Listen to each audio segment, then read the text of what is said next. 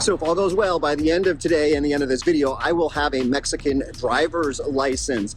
So I'm not sure, this is actually a two-part thing, so I'm not sure if this is trying to do two things in one day or just one thing. But to get a Mexican driver's license, you need to have like a US driver's license. So that's, most people watching this channel will have that. And you need a blood test to prove your blood type. So I'm starting here in La Paz, just outside Pita Paz, and I'm gonna see if I can get myself a blood test. I hate seeing my own blood. I've fainted before, so let's see if I can make it through this. So here I'm at the Prime Lab. I've gotten a COVID test here before, so let's see how this one goes. Okay, quick pause. I've got lots of additional information that I didn't include in the regular video, and now I'm up here editing this video and incorporating a number of new things. So you're gonna see me pop up every once in a while during the course of this video to help share experiences that might be what other people have experienced in other areas, or if they had different experiences in La Paz. So let's start out. This is my experience doing this in La Paz, Baja California Sur. And also note that I am wearing a mask in parts of this video because this video was shot this spring of 2023, where masks were still required in some locations. Okay, so far so good. Getting a test, it's gonna cost me 80 pesos, so like $4. Okay, so I walked in just a few minutes ago and I'm already about to get my blood drawn. So let's see how this goes. No me gusta sangre. Please. It's gonna be quick, okay? Yes, me gusta quick. Okay, so you're gonna see the blood go, but I am going to be looking the other way. Make a little piece, please. Okay, here we go. Okay, we're going. So everyone knows I have my eyes closed right now, so I can't see a thing. Open your hand. What's your name? Martin. Martin. Martin speaks very good English. Flex your arm and hold the cotton like this. Very good. Okay, there we go. So far, so good. I think I may be done. Yes, that's all. Okay. Well, there we go. That's part one of my journey today. Let's see if we can make it to the driver's license place to, well, actually, I guess I need some test results first before I can go to the driver's license place. Okay, total 15 minutes after I walked in, and I have my document here for the next step of the process. In Baja California Sur, you need to get your blood test done on your own ahead of going in to get your driver's license. In other areas, I've heard that it's possible that you may not need a blood test at all, or that the blood test will be done where you're getting your driver's license as part of a little physical that they do and check your eyes and things like that. They didn't check my eyes or anything like that. They asked me if I wore glasses, but they didn't do that in La Paz. So sometimes the blood requirement may be different. Someone also reported going to farmacias similares and just telling the doctor there what your blood type is if you already know it, and they will write a letter saying this is your blood type. Also, if you are on the older side, it's possible that you may need to go to a doctor and have a physical ahead of time, or possibly that could happen at the driver's license bureau. But just know this is for a 51-year-old male from the United States with a existing driver's license from the United States. So that's the experience in this video.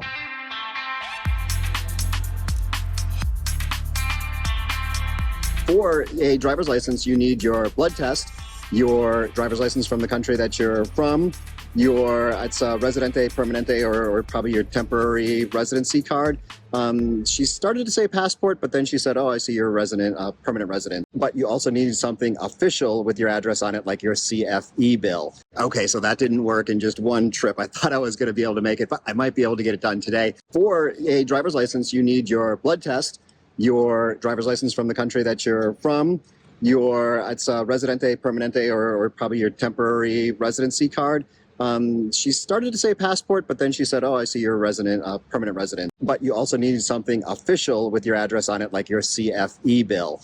So let's see what I can do from here. I might have to head home to get the CFE bill. Okay, so I decided to go for the quick 7-minute drive to a copy shop because I know that I can get my CFE bill online, and hopefully I'll be able to print it out at the copy shop and then come right on back to the driver's license place and get this all complete for the day. So I found a place that does copies. Of course, it's a place that's hard to park, but they had a little parking lot I managed to get in, just squeeze by. Let's see, it says they make copies here. Hopefully that means they can also make prints. So when we first got to La Paz, we were doing a lot of visiting to copy shops. We finally got ourselves a printer, but the printer's at home and I'm out, and I'm really hoping to complete this today. So waiting here for a few minutes. There's not a lot of people working, and other people have more complicated copy jobs than just to print, but it's Mexico. And the way it works here is you just send your stuff to an email address here, a Hotmail address, and they will print it.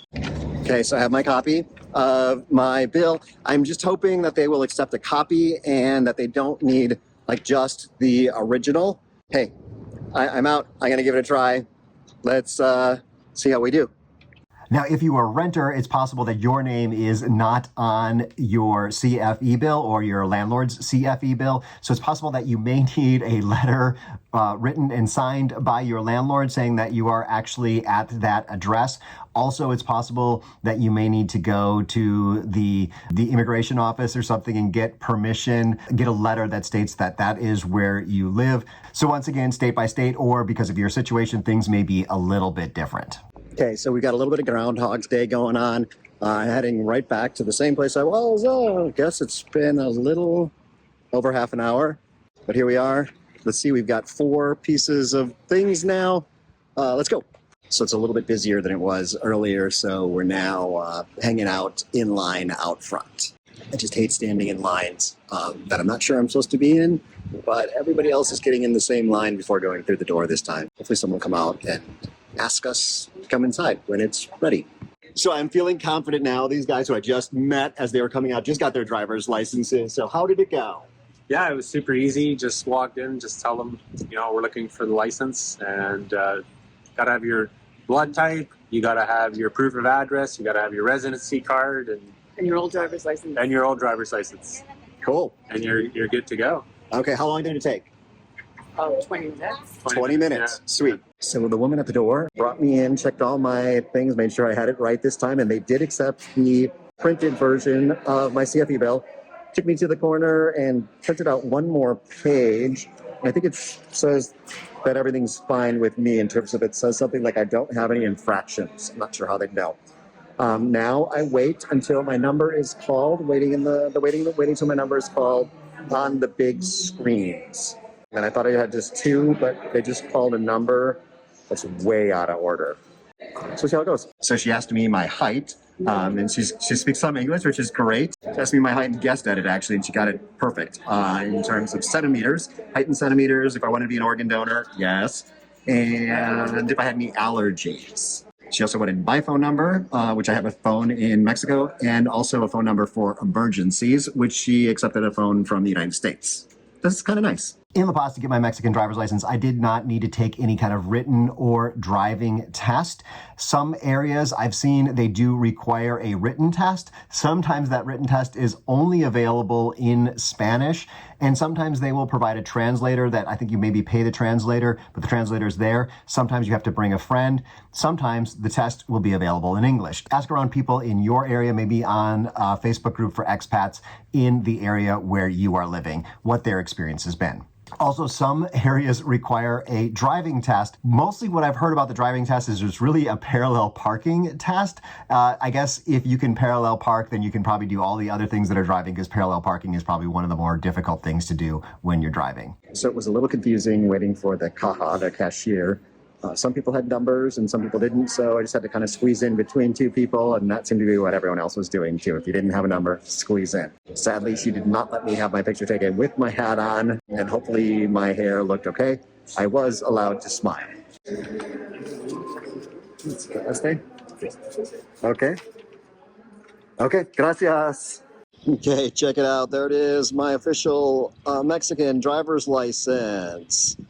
And we are now at 2 hours and 38 minutes since this video started. So I feel pretty good, especially considering the big chunk of going back and forth. I feel like this was pretty easy to get a driver's license in Mexico if you already have one in the States. If you don't already have one, then there's a whole process somewhere else where you've got to go and do the driver's test and all that kind of stuff. But here, pretty easy. People were very kind. I didn't feel like this was a typical DMV type experience like you would have in the States, but they are handling a lot of other stuff here too. It's not just the DMV. They handle lots of other things. This is where I paid my property taxes, for instance. Go ahead, get a Mexican driver's license. The reason that I got this driver's license, I guess I should cover that, is that I want to nationalize our car. So right now they're having kind of a special nationalizing your car, but you have to have a driver's license to be able to get plates, Mexican license plates. And I'll explain in another video why I want to get those Mexican license plates and trade in the South Dakota license plates that I currently have. But for now, you can see either the South Dakota license plate video, or if it's ready, the how to get plates down in Mexico video down here. Hasta luego.